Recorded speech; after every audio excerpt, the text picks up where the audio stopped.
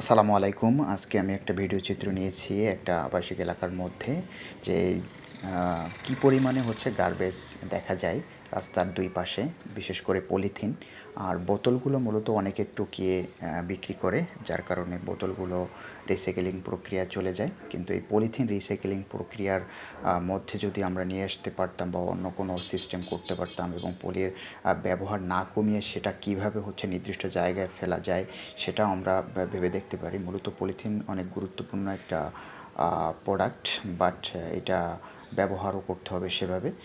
আমার এই ভিডিওগুলো করার মূল উদ্দেশ্য হচ্ছে এখানের যে ল্যান্ডলর্ড আছে তারা যদি দেখে, তারা যদি একটু সচেতন হয় এবং সাধারণ মানুষও যাতে সচেতন হয়, মূলত এটাই হচ্ছে উদ্দেশ্য।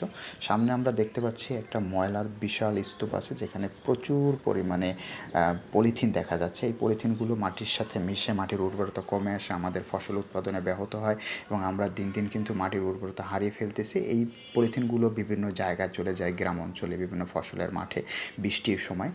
আর এই সচেতনতা বাড়ানোর জন্যই এই ভিডিওটা করা। আপনারা মূলত এই সচেতন যদি আমরা একটু হই, আমার মনে হয় যে আমাদের অনেক উপকার হবে এবং সামনের দিনগুলোতে আমরা অনেক বেশি উপকার পাবো এই এই এই বিভিন্ন ধরনের গার্বেজ থেকে।